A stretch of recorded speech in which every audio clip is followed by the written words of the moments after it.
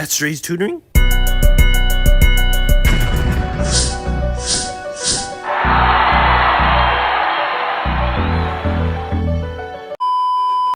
Hey guys, welcome to today's video where we'll be going over general relativity. And if it's your first time here, make sure you guys go ahead, subscribe, like the video, check out some of the other videos I have. I'm also doing a course right now on general biology and introductory biology, so go ahead and check that out. There should be a playlist coming real soon, and it should be the previous video before this one. So if you haven't already, go ahead and check that out and check out some of the other videos. But today we want to go over general relativity, and what I'll do is I'll have a shot clock or some type of clock somewhere around in this video. I want to try to explain this to you guys from 6 to 7 minutes maybe. I want this to be very quick. We won't be going over any crazy mathematics or complex numbering and equations. This is pretty much a theoretical physics type of topic, but what we want to do is give you guys the general concept so you guys can share this with your family, your friends, or even maybe show off in class saying that you know what general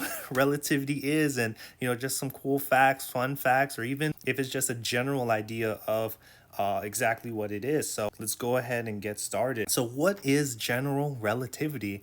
Well, before we get into that, we have to give credit to Albert Einstein, because in 1915, he was an important part of this theory of general relativity, and it's become an important part of modern physics and then geometrics of space-time, and we'll go more in depth exactly what that is. So originally, the theory was called special relativity. It was a very basic model, and this included, the effects of speed with mass, space, and time.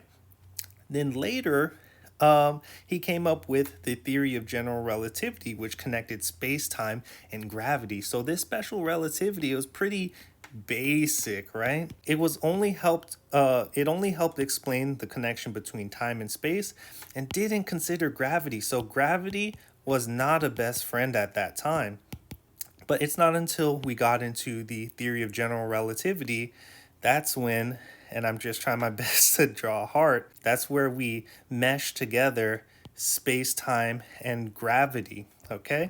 And here you can see this is Albert Einstein sticking his tongue out, a very famous or a very popular photo of the guy.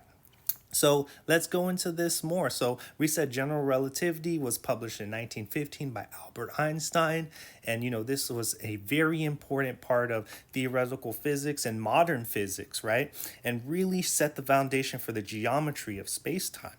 So first, let's go into what is gravity. So gravity is a force that attracts the body to the center of Earth or towards another physical object with a mass. And we see that with the sun, right? The planets orbit around the sun.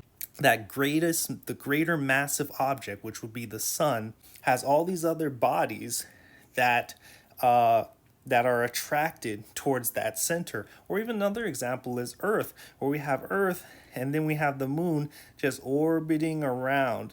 That massive object is Earth, right? At the very center. And then you have another object that is attracted towards this larger mass, and sometimes what would happen is they orbit.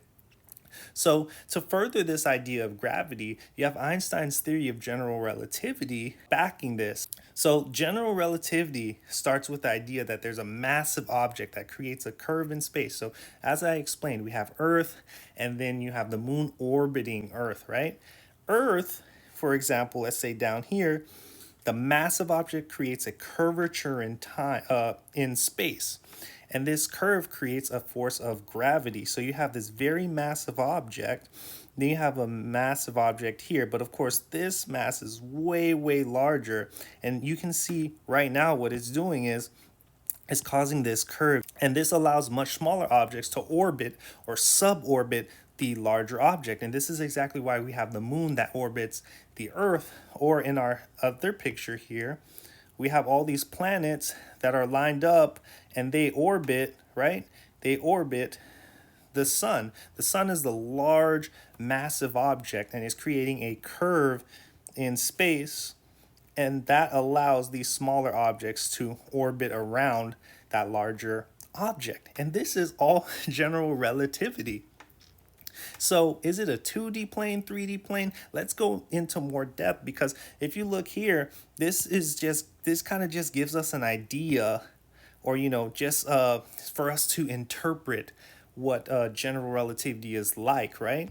But in reality, it looks more like this, right? And I think I have a picture here, or like a GIF that I can show. It's actually more like this. I don't know if you guys can see that in a 3D, but of course, the actual curve in space is, well, actually, it's more four-dimensional. I'm sorry. But we can't visualize this 4D, so we have to have it left in 2D, so it's just easier for us to interpret.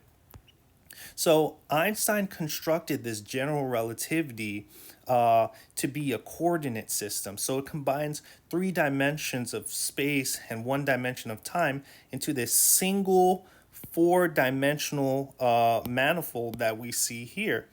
And then it creates these curves in space-time and creates that geometry that we see in space. Again, we have the larger object, and then we have curves in space. And then we have a smaller object, and it's able to orbit around due to the gravity, the mass that larger object is creating.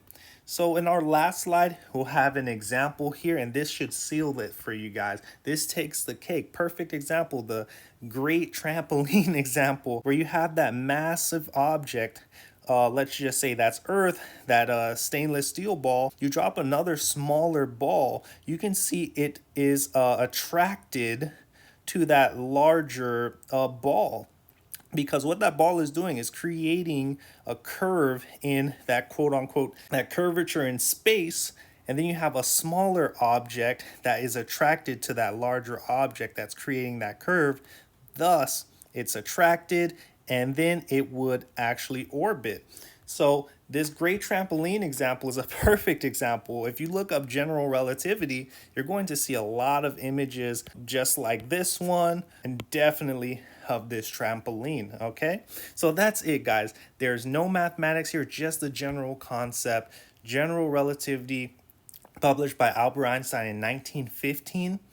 And this is an important part in modern physics because it created the geometry of space-time. And with this, the main things that you guys want to get out of this is that you have a massive object that creates a curve in space, curvature in space. And that curvature then creates a orbit or a suborbit for those smaller objects, in which, again, they would orbit that larger mass, okay?